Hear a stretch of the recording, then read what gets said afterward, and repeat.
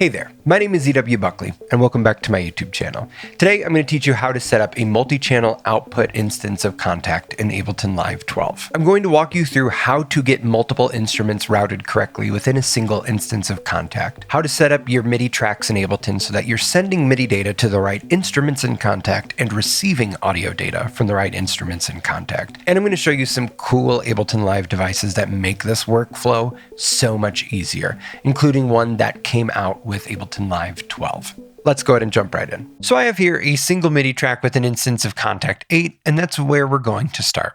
So I'm going to open the plugin, and the first thing it's going to show us is the browser. Let's first click on this play icon, which takes us over to the instrument window. Now, before loading up any instrument, I'm going to click on View, and I'm going to switch to Classic View. This will allow us to access the Outputs menu and set up the routing required for a multi-output Kontakt instance. You'll also want to make sure that this side panel is open if it wasn't already, and the instrument navigator is open, which you can just click on and off like this. You can choose whatever instrument you'd like as you'd follow along, but I'm going to go ahead and load up a string section as that's a pretty common use case for a multi-output Kontakt instrument such as this.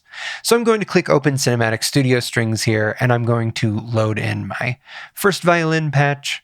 And then after that, I'm going to load in my second violins, violas, cellos, basses. So by default, all 5 of these virtual instruments are receiving any MIDI note coming into Kontakt, and they're all going out of the same output within Kontakt. If I play C3, that falls within the range of all 5 libraries, and we will see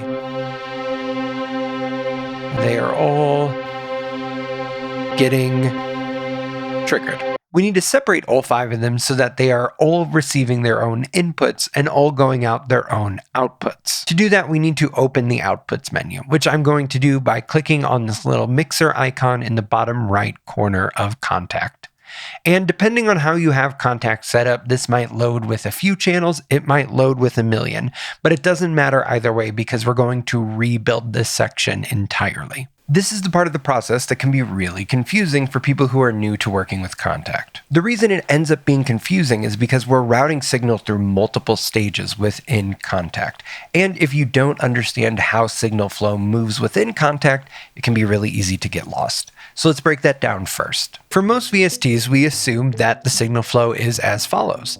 MIDI data goes into your VST, and then out of your VST, it goes into your DAW. For Kontakt, it is essentially the same, but there is an extra step. MIDI data will flow into your instrument in Kontakt, but then the output of your instrument will actually feed into what's called the output section. And then the signal from the output section is going to be fed back into your DAW. For most single instrument Kontakts, it's as if the output section doesn't exist because it automatically routes the instrument into the first output channel and out the first plugin output into your DAW. But as soon as we add even just a second instrument into the mix, this output section becomes a bottleneck because now our second instrument is also being routed into the first channel of the output section and out the first plugin output. And so the big trip up here is that the output section has its own inputs and it also has its own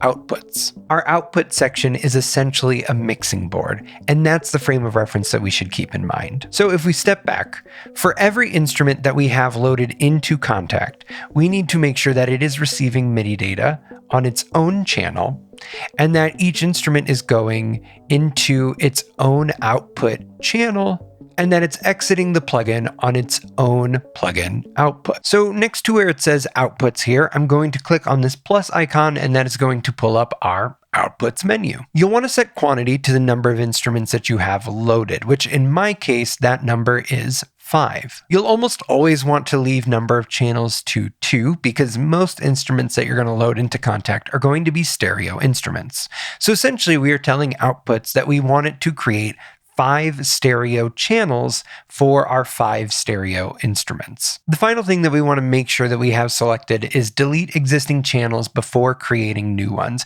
as that will ensure that our entire output section gets rebuilt to these specifications. Now, if you look at the bottom of the output section within Kontakt, you're going to see just a bunch of dashes. This is where you choose which plugin output you would like each instrument to use when exiting Kontakt. And if I click on any of them, I can see which channel goes to which plugin output. In this case, I will set channel 1 to go out 1, and I'll set channel 2 to go out 2, and I'll hit OK. And usually Kontakt is going to bring up this pop-up window, and just to be safe, listen to what it says. Now, Kontakt automatically assigns the outputs for the remaining channels, but depending on what version of Kontakt you're using, you may need to do this manually for all of them. Now that we have our channels set up, we need to route our instruments into them. On your instrument header, you need to make sure that you have info view selected. And from there, then you can choose which output an instrument is running into. My violins, I'll leave to channel 1, but I can scroll down now to my second violins and go to channel 2 and repeat the process as needed for as many instruments as I have in this instance of Kontakt. This is a pretty involved process, but I do have good news. You can actually have Kontakt do everything that I just showed you automatically with the push of a button. I know, sorry. I'm choosing to be a good teacher right now instead of a good YouTuber. Automatic processes are only useful if you truly understand what's being automated. Otherwise, they're black boxes. But now that you understand the full signal flow within Kontakt, you'll be able to troubleshoot any issues that might arise, and you're going to appreciate this automated process so much more. Let me show you how to do it. Next to the plus and minus buttons in the output section is the presets and batch configuration dropdown. I'm going to click on that. I'm going to select batch functions, and then I'm going to choose clear output section and create one individual channel for each loaded instrument. Now, once you click on it, it's going to bring up this pop-up. You need to confirm the change. And once you do, Kontakt is going to rebuild your output section, route each of your instruments into the appropriate channel, name the channel after that instrument, and then give each one of them their own plugin output. It's pretty sweet. The only thing left to do then is set up the MIDI inputs for each of our instruments. And to do that, I'm going to go back to my instrument header, make sure again that info view is selected, and under where we set outputs, there is the MIDI channel that this instrument is going to receive its information from.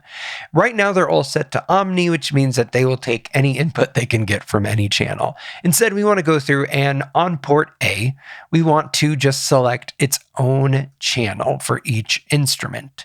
So first violins will have 1, second violins will have 2, so on and so forth. And now all 5 of our instruments are set up to receive their own MIDI input. Now our multi-output Kontakt is ready to go. The final process is getting channels set up for each instrument within Ableton Live. And this is where we get to take advantage of some really cool stock Ableton Live devices. So I've created 4 additional MIDI tracks now to fill out our string section. I'm using the host track for the first violins since its output is set to 1 and 2, and 1 and 2 is reserved for the main output of Kontakt anyway. Let's set up the second violins to demonstrate how this process will go for all the other instruments. So I'm going to go to my Instruments tab within Ableton's browser, and I am looking for a device called External Instrument. I'm going to put that on my second violin track. External instrument is most often used with external hardware like synthesizers or drum machines, but fun fact, it can also be used with software instruments that are multi-output like Kontakt. So under the MIDI 2 menu here, I'm going to select the first violins since that is our host track that has Kontakt. And in the second drop-down window, I'm going to select the second MIDI channel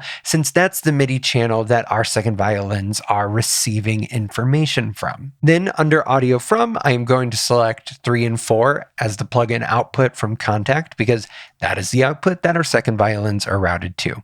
And so now if I solo our second violins here and I hit play, we're going to hear them doing their own thing.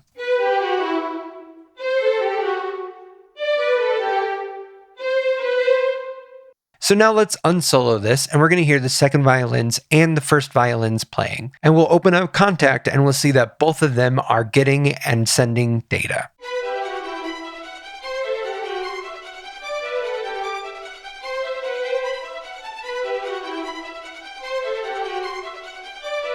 We're successfully sending MIDI notes to Kontakt on the right channels, but what about MIDI CC data?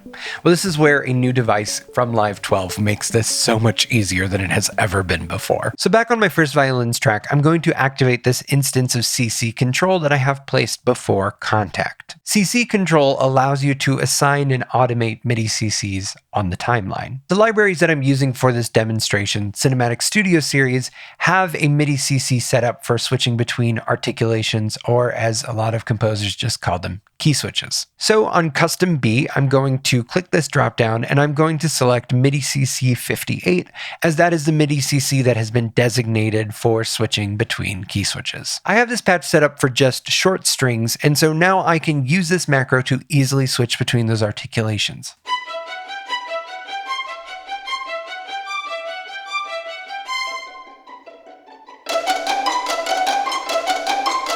And if I unsolo this track and bring in the rest of the ensemble, because we have everything routed correctly with this entire string section, we can still change the articulation of this instrument without adjusting any of the other instruments, because they're all receiving input from a different MIDI channel than this.